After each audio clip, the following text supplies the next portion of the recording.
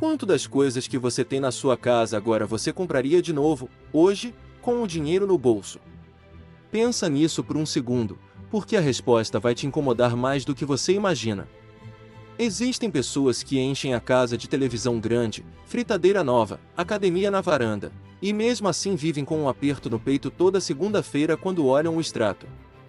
E existem outras que, do lado de fora, parecem não ter quase nada, o mesmo celular há anos, o guarda-roupa simples, o carro que nunca chama atenção, e que, silenciosamente, construíram uma reserva que a maioria nunca vai alcançar.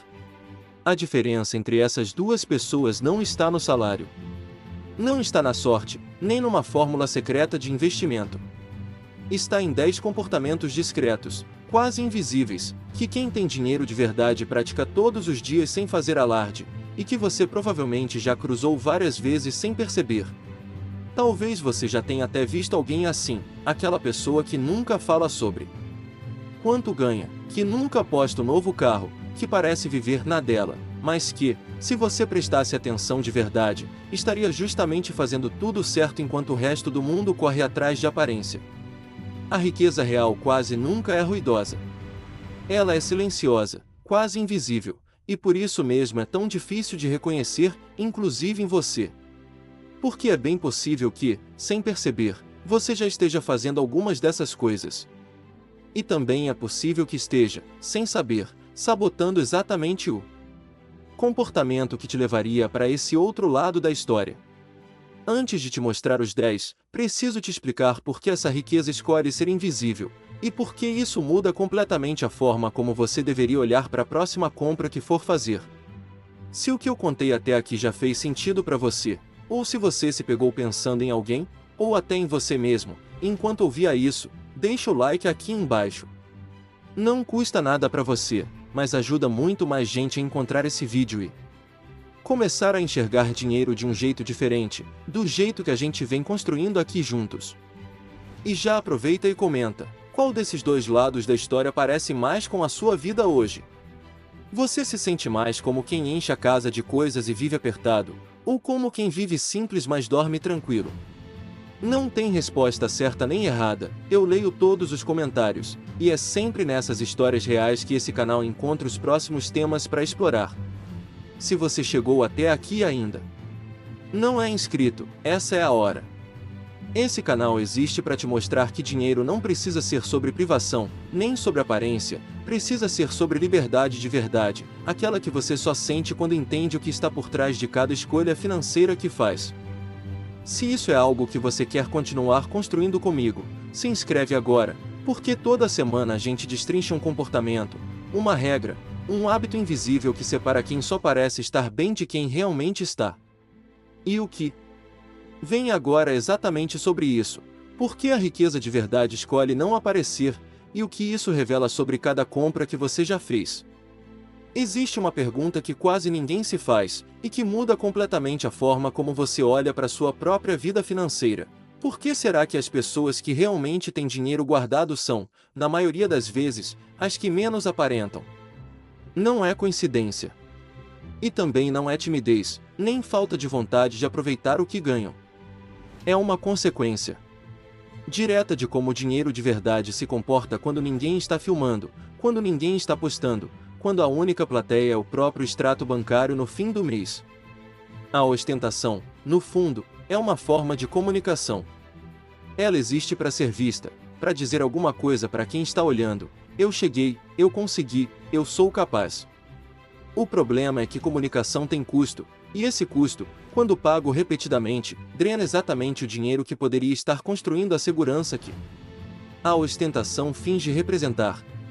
Quem tem patrimônio de verdade, na grande maioria das vezes, já resolveu essa necessidade de comunicação em outro lugar, na relação com a família, no trabalho, na própria cabeça, e não precisa mais gastar dinheiro para provar nada para ninguém. E isso liberta um espaço enorme, financeiro e mental, que a maioria das pessoas nunca chega a experimentar, porque está sempre ocupado tentando parecer algo que ainda não é. Tem outro motivo, talvez ainda mais importante. Riqueza visível atrai atenção, e atenção, quando envolve dinheiro, quase nunca é boa notícia. Quem exibe se torna alvo, de comparação, de cobrança implícita, de pedidos de empréstimo, de assalto em casos extremos. Quem não exibe simplesmente segue a vida com menos pressão externa, e pressão externa, com o tempo, também tem um preço, só que esse preço não aparece em nenhuma nota fiscal. E talvez o motivo mais silencioso de todos seja esse: dinheiro que precisa ser mostrado, na maioria das vezes. É dinheiro que ainda está tentando resolver alguma coisa por dentro. Uma insegurança, uma necessidade de validação, uma ferida antiga que nenhuma televisão de 75 polegadas realmente cicatriza. Quando essa necessidade interna já foi resolvida, o comportamento muda sozinho, sem esforço, sem repressão, sem sacrifício algum. A pessoa simplesmente para de sentir vontade de mostrar, porque não precisa mais provar nada, nem para os outros, nem, principalmente, para ela mesma. E é justamente aí, nesse espaço que sobra quando a necessidade de aparência desaparece, que a riqueza de verdade começa a se acumular, quase sempre longe dos olhos de quem está por perto. Agora que você já entendeu por que a riqueza de verdade escolhe não aparecer, chegou a hora de mostrar o primeiro comportamento que ela pratica, todos os dias, quase sem pensar. O primeiro é simples de descrever, mas difícil de sustentar. Quem tem dinheiro de verdade calcula, mesmo que de forma intuitiva, o custo por uso antes de qualquer compra. Não é sobre o preço que está na etiqueta, é sobre quantas vezes aquilo vai realmente ser usado, dado seu estilo de vida real, não o estilo de vida que você imagina ter quando está animado dentro da loja. Uma roupa de R$300 usada 5 vezes por ano custa muito mais, na prática, do que uma de 500 usada toda semana. Uma fritadeira elétrica que promete facilitar sua rotina, mas que você usa 2 vezes por mês, carrega um custo por uso que nenhum vendedor vai te mostrar no caixa. Esse cálculo, feito de forma automática, destrói a maioria das compras por impulso no exato instante em que a empolgação bate, porque o encanto do objeto novo desaparece assim que você imagina o número real por trás dele.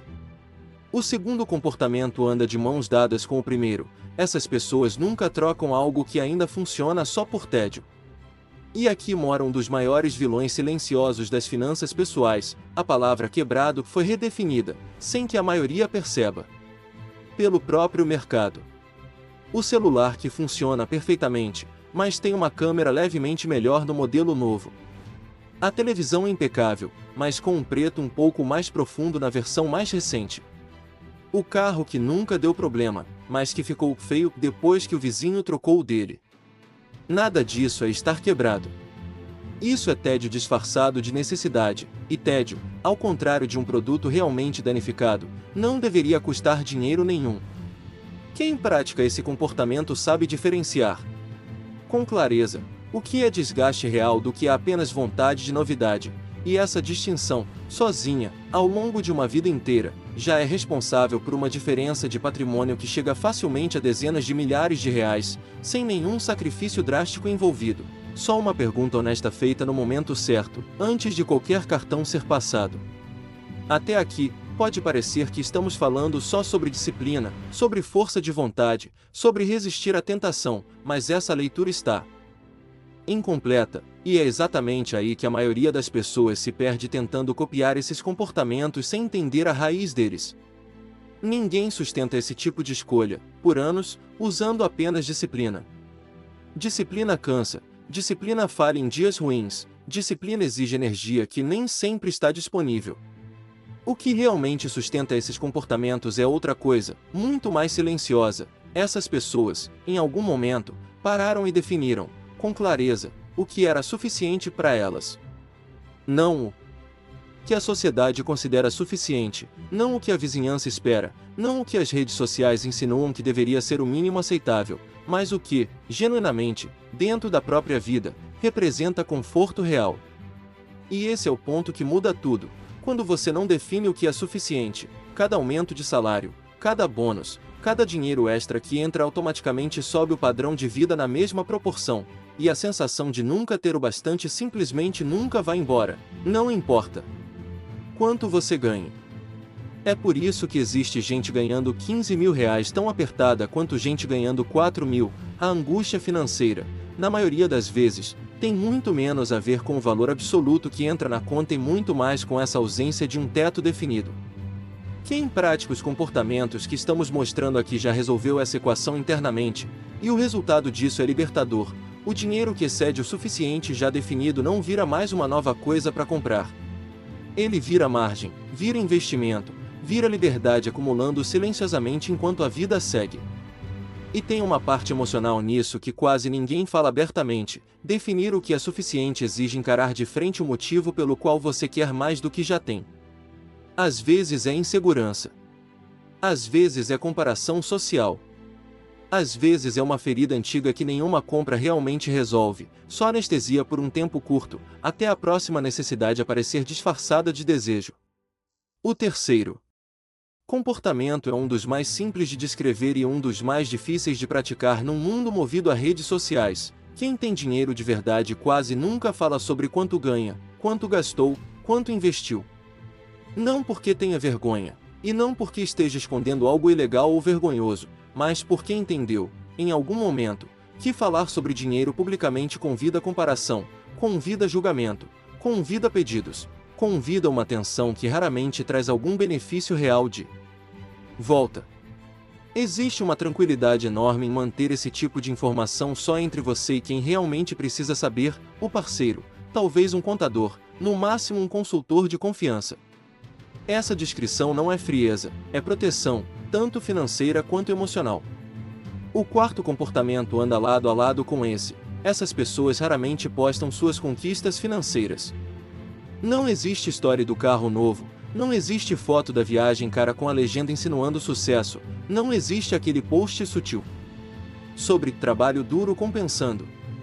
E isso tem uma razão que vai muito além de modéstia. Cada exposição de conquista financeira nas redes sociais cria uma pressão silenciosa para manter aquele padrão para sempre, para a próxima viagem ser ainda mais impressionante, para o próximo carro ser ainda mais caro. É uma esteira que nunca para, alimentada pela necessidade de aprovação externa, e que consome recursos financeiros que poderiam estar, silenciosamente, se transformando em patrimônio real. Quem entendeu isso trocou a validação instantânea de uma rede social pela satisfação mais lenta, mas muito mais sólida, de ver o próprio patrimônio crescer sem precisar da aprovação de ninguém. E aqui vale uma reflexão importante. Quanto da sua motivação para comprar alguma coisa vem do desejo genuíno de usar aquilo, e quanto vem da vontade de mostrar para alguém que você é capaz de tê-lo? Essa pergunta, respondida com honestidade, já elimina uma fatia enorme dos gastos que a maioria das pessoas nem percebe que está fazendo por motivos que não têm nada a ver com necessidade real. Antes de seguir para os próximos comportamentos, preciso te mostrar um número que contextualiza tudo o que já falamos até aqui, porque sem ele fica fácil pensar que estamos exagerando, que essa história de consumo por impulso e ostentação é só um detalhe pequeno na vida financeira das pessoas. Não é. Segundo levantamentos recorrentes da Confederação Nacional do Comércio, a grande maioria das famílias brasileiras carrega algum tipo de dívida ativa, e o cartão de crédito segue, ano após ano, como a principal fonte desse endividamento. E o mais importante, boa parte dessas dívidas não nasce de uma emergência médica, de uma demissão inesperada, de um problema sério e pontual. Nasce de um acúmulo de pequenas trocas, parcelas que pareciam caber tranquilamente no orçamento, um upgrade aqui, uma assinatura ali, um jantar mais caro no fim de semana, cada decisão parecendo completamente razoável no momento em que foi tomada, mas se somando, com o tempo, numa bola de neve que consome uma fatia enorme da renda mensal só para pagar o passado. Uma parte considerável do salário do brasileiro médio, todo mês, já sai comprometida com o pagamento de coisas que foram compradas antes de existir dinheiro de verdade para isso. Pensa no peso disso. Você trabalha o mês inteiro, e uma fração relevante de tudo que ganha nem chega a ser sua de fato, porque já tem destino certo, decidido por uma versão sua do passado que não fez essa conta na hora da compra. É exatamente esse ciclo que os comportamentos que estamos mostrando aqui rompem, silenciosamente, um por um. Não é sobre ganhar mais. É sobre parar de financiar decisões antigas com o dinheiro que deveria estar construindo o seu futuro. E o dado mais perturbador de todos é que esse padrão se repete em praticamente todas as faixas de renda. O problema não é exclusivo de quem ganha pouco, ele aparece com a mesma força em quem ganha bem, só que disfarçado atrás de uma aparência mais confortável. Chegamos num ponto crucial dessa história, porque os próximos 3 comportamentos explicam por que essas pessoas conseguem manter tudo o que já falamos sem depender de disciplina o tempo todo. E a resposta é simples: elas não dependem de força de vontade, elas constroem sistemas. O 5º comportamento é criar fricção propositalmente na hora de gastar. Remover o cartão salvo nos sites de compra, obrigando a digitar os dados toda vez. Adotar uma regra de espera de 48 horas para qualquer compra que não seja necessidade imediata. Apagar aplicativos de loja do celular, cancelar e-mails de promoção sem exceção nenhuma. Parece exagero, mas cada segundo extra de esforço reduz drasticamente a chance de uma compra por impulso se concretizar, porque o desejo de comprar, na maioria das vezes, não é sobre o objeto em si, é sobre o alívio emocional imediato que a decisão de comprar proporciona. E esse alívio, se você espera um pouco, se dissolve sozinho, sem esforço nenhum de vontade. O 6º comportamento é o oposto: criar facilidade máxima para guardar dinheiro. Transferência automática para o investimento no exato dia em que o salário cai, antes que esse dinheiro apareça disponível na conta do dia a dia.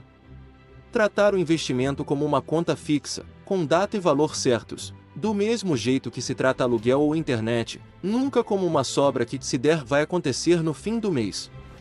Sobra, na prática, quase nunca sobra. Dinheiro separado antes de ser visto, esse sim vira patrimônio de verdade. O 7º comportamento amarra os outros 2, essas pessoas decidem, com antecedência, o que representa uma vida confortável para elas, não o que os outros consideram suficiente, mas o próprio limite pessoal, e direcionam qualquer excedente de renda direto para esse sistema automático, sem precisar decidir de novo toda vez que o salário aumenta. É esse conjunto de sistemas, funcionando em segundo plano, que faz o dinheiro se acumular quase sem esforço consciente, enquanto quem não tem esse sistema montado gasta uma quantidade enorme de energia mental tentando resistir, todo santo dia, a impulsos que poderiam simplesmente ser eliminados de saída. Agora eu preciso te mostrar o outro lado dessa história, porque é só olhando para ele que os comportamentos que já mostramos fazem sentido completo. O que acontece com quem nunca constrói nenhum desses sistemas? Um ciclo se forma, silencioso, e ele se alimenta sozinho a cada volta. Gastar sem controle cria uma sensação permanente de insegurança financeira. Essa insegurança alimenta a ansiedade, mesmo que ela não seja sempre nomeada como tal. A ansiedade busca alívio imediato, e o alívio mais acessível, mais rápido, mais disponível a qualquer hora do dia, é comprar alguma coisa nova. Só que essa compra, por sua vez, agrava exatamente a insegurança financeira que originou o ciclo, e o processo recomeça, um pouco mais intenso a cada repetição, até que algum choque externo, uma demissão, um problema de saúde, uma dívida que cresceu além do controle, force uma parada abrupta e dolorosa, quase sempre no momento em que menos se tem reserva para absorver o golpe. É um ciclo emocional antes de ser financeiro, e é exatamente por isso que simplesmente gastar menos nunca resolve, sozinho, quem está preso nele, porque o comportamento de consumo, nesses casos, está tentando resolver uma necessidade emocional que nenhum objeto novo realmente satisfaz por muito tempo. Enquanto isso, do outro lado, existe o ciclo espelhado, e ele também se retroalimenta. Gastar com intenção gera margem no fim do mês. Margem vira investimento. Investimento gera segurança real, não aparente. E segurança real, sentida de verdade no corpo, reduz naturalmente o impulso emocional de comprar como forma de anestesia, porque a pessoa já não precisa mais desse alívio artificial, ela já sente, na prática, o controle que antes só tentava simular com objetos. Os 2 ciclos estão disponíveis para qualquer pessoa, independente da renda atual, e a pergunta que realmente importa nunca foi quanto você ganha, foi sempre qual desses 2 ciclos você está alimentando, todos os dias, com cada pequena decisão que parece insignificante isoladamente, mas que, somada ao longo dos anos, decide completamente qual dessas 2 vidas você vai estar vivendo daqui a uma década.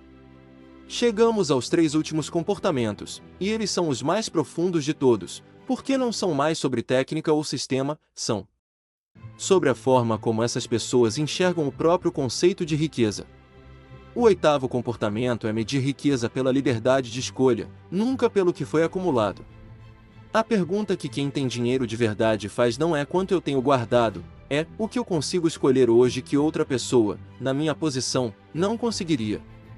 Consigo pedir demissão de um trabalho que está me adoecendo sem entrar em pânico financeiro? Consigo ajudar alguém da família numa emergência sem comprometer minha própria estabilidade? Consigo dizer não para uma oportunidade que paga bem, mas custa caro demais em outros aspectos da vida? Essa é a única definição de riqueza que realmente importa no dia a dia, e ela só existe para quem já construiu uma margem real entre o que entra e o que precisa sair todo mês. O 9º comportamento é uma consequência direta desse. Essas pessoas tratam cada compra como uma troca, não de dinheiro por objeto, mas de liberdade por posse. Antes de comprar qualquer coisa que não seja essencial, a pergunta silenciosa que passa pela cabeça é se aquilo vale reduzir a própria capacidade de escolher livremente sobre o futuro. Às vezes a resposta é sim, porque existem compras que realmente ampliam a vida, uma boa noite de sono, uma alimentação melhor, uma experiência que gera memória real. Mas a maioria das compras, quando colocadas honestamente nessa balança, se resolve sozinha, sem precisar de força de vontade nenhuma. O 10º e último comportamento é talvez o mais surpreendente. À medida que a segurança financeira real vai se consolidando, o desejo de acumular coisas diminui naturalmente, sem nenhuma repressão consciente. Quando a reserva existe de verdade, quando a pessoa sabe que consegue atravessar um imprevisto sem entrar em colapso, a necessidade emocional que alimentava boa parte do consumo antigo simplesmente perde a força, porque grande parte do que compramos nunca foi sobre o objeto, foi sempre sobre a sensação temporária de controle e segurança que o ato de comprar proporcionava. Quando essa segurança passa a existir de verdade, guardada silenciosamente numa reserva e num patrimônio que cresce, comprar por comprar deixa de fazer sentido, quase sozinho, sem exigir nenhum esforço de vontade adicional. Se você chegou até aqui, até o final desse vídeo, isso não foi por acaso. Alguma coisa nesses 10 comportamentos falou com você, talvez você tenha se reconhecido em alguns, talvez tenha pensado em alguém da sua família, talvez tenha sentido aquele desconforto de perceber que ainda está do lado errado dessa história. E é exatamente por sentir isso que eu quero te pedir uma coisa antes de você sair daqui. Comenta eu recebo se essa mensagem chegou até você do jeito certo, se alguma coisa aqui bateu de um jeito que você não esperava. Eu leio cada comentário, e é ali que esse canal descobre quais histórias e quais comportamentos precisam ser destrinchados no próximo vídeo. Se você ainda não deixou o like, deixe agora, é o menor gesto possível, mas é ele que faz esse conteúdo alcançar quem mais precisa ouvir isso hoje. E se você quer continuar essa construção, se inscreve no canal agora, porque essa é só a primeira camada. Tem muito mais escondido por trás de cada comportamento silencioso que a gente falou aqui, e eu quero te mostrar tudo isso, uma virada de cada vez.